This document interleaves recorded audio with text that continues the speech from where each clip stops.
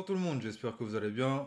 Aujourd'hui on est ensemble pour parler de l'épisode 8 de Power Book 4 Force. Et si tu n'es pas à jour, il faut vite quitter la vidéo et revenir quand tu le seras. Ceci étant dit, on peut commencer. Cet épisode était plutôt pas mal pour pas dire incroyable. Il s'est passé des choses qui vont avoir d'énormes impacts pour la suite de la série. Mais on va débriefer ça ensemble. Pour commencer, on va parler de Tommy et JP. On avait pu voir dans les précédents épisodes qu'ils se rapprochaient de plus en plus l'un de l'autre, mais qu'en même temps c'était un peu tendu parce que JP voulait rentrer dans le business de Tommy. C'est désormais chose faite puisque Tommy l'a officiellement engagé en tant que cuistot et ça aura une importance capitale pour la suite. C'est assez risqué, il n'a aucune expérience dans ce domaine, mais c'est un manuel d'après Tommy. Mais je disais importance parce qu'il a également engagé J-Mac, ce qui veut dire que les deux vont de nouveau se rencontrer et se parler. JP ne sait toujours pas que c'est son fils, au contraire de J-Mac qui sait très bien qui il est, surtout que Tommy a également découvert en fin d'épisode que c'était son neveu. On peut donc se dire que Tommy va réellement le prendre sous son aile et je pense également que ça va devenir un homme fort de son organisation. On a pu voir qu'il avait une maîtrise des chiffres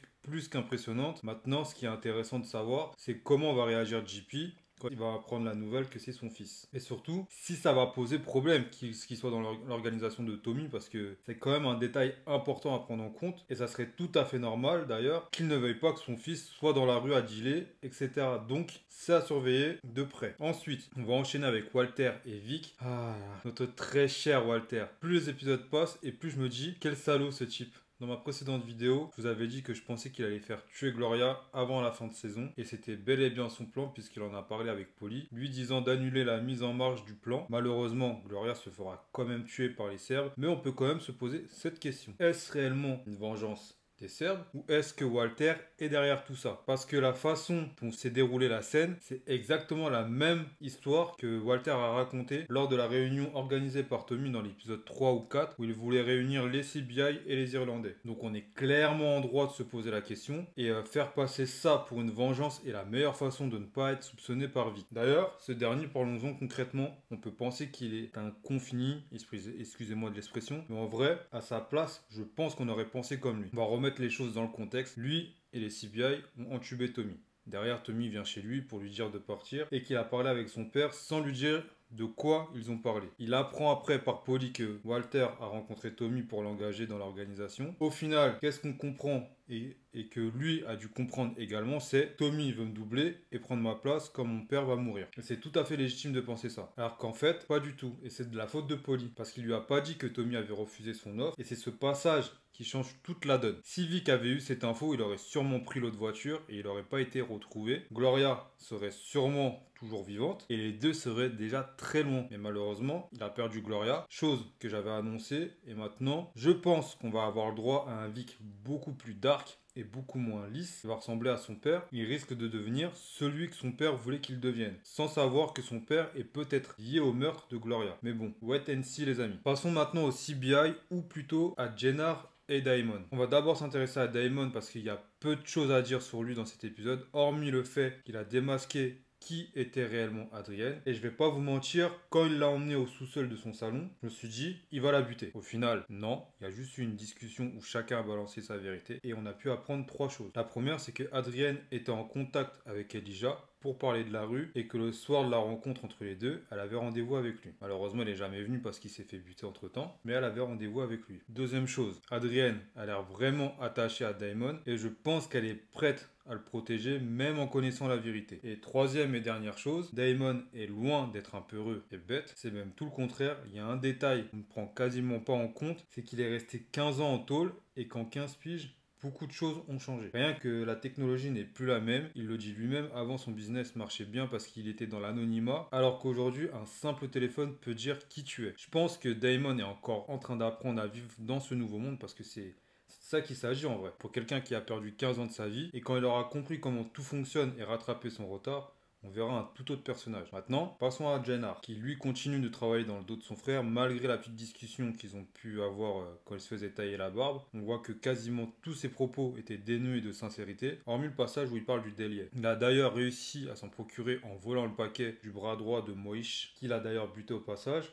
Ça paraît anodin, mais ça peut avoir des répercussions s'ils apprennent que c'est lui. Il a ensuite proposé et fait découvrir le produit à Freddy pour qu'il puisse en vendre à Gary en lui proposant de retrouver le mec qui est derrière ça et de le buter pour pouvoir lui piquer le produit. Et pour moi, là, c'est sa plus grosse erreur. Il vient de connaître le mec, il sait même pas s'il est réellement fiable et il lui propose ce genre de plan. Freddy, je lui fais carrément pas confiance et ça m'étonnerait même pas qu'il le double. Comment là je vois les choses, c'est qu'au lieu de faire affaire avec les CBI, il double Jennar en travaillant directement avec Tommy et qu'ils prennent le réseau des CBI par la même occasion. Là, il va partir en guerre aux côtés de Jennar, mais il peut très vite prendre cette occasion pour saisir le territoire et trahir Jennar, qui réfléchit pas vraiment de la bonne façon pour le coup. Daimon est beaucoup plus conscient des risques de perte dans cette association. Quand il parle de facteurs à prendre en compte, c'est pas pour rien.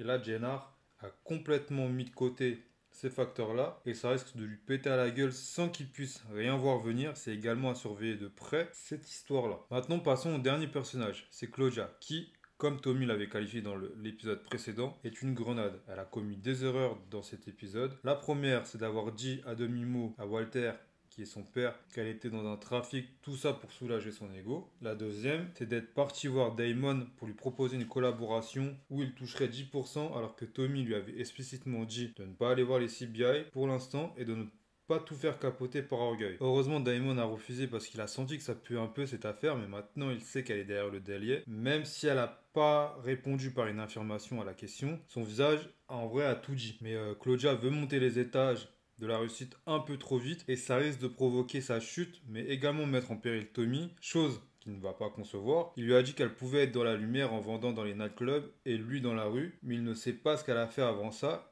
Et il l'a déjà prévenu dans le précédent épisode de ne pas être trop pressé parce qu'il arrêterait tout. On sait très bien que c'est faux, mais le message qu'il fallait comprendre, c'est qu'il la mettrait hors jeu si elle déconnait. Et avec Tommy, on sait très bien comment il fonctionne, une balle dans la tête et la messe est dite. Tout ce qu'on peut dire, c'est que Liliana a raison au sujet de Claudia. Elle est peut-être pas prête et ça va être une source d'emmerde pour Tommy, et ça même s'il finit par se débarrasser d'elle. En tout cas, je sais pas pour vous, mais j'ai trouvé que c'était un très bon épisode de Power avec tout ce qu'on aime dans l'univers Power. Là, il y a une double guerre en préparation avec le retour des Serbes qui veulent se venger et Jennar et Freddy qui vont à la chasse à la sorcière. Ils savent pas encore que c'est Tommy qui est derrière le délier. Ils pensent que ce sont les Juifs par l'intermédiaire de Moïse qui vendent ça. À voir comment ça va se dérouler, mais ça sent la poudre et je suis pressé de voir l'épisode 9 qui devrait être le dernier de la saison si je ne dis pas de bêtises. C'est ce que mon application me dit, mais après peut-être qu'il y en aura un dixième, je ne sais pas. Et sur ces quelques mots, je vous annonce que la vidéo touche à sa fin, mais avant ça, n'hésitez pas à exploser le bouton j'aime façon Tommy Egan. N'hésitez pas également à vous abonner si vous voulez être au courant des prochaines sorties vidéo de l'univers Power. Je vous remercie sincèrement pour le soutien que vous m'apportez. C'est vraiment, mais vraiment cool, ça me touche. Je vous dis à bientôt pour une nouvelle vidéo. D'ici là, portez-vous bien et à plus les gars.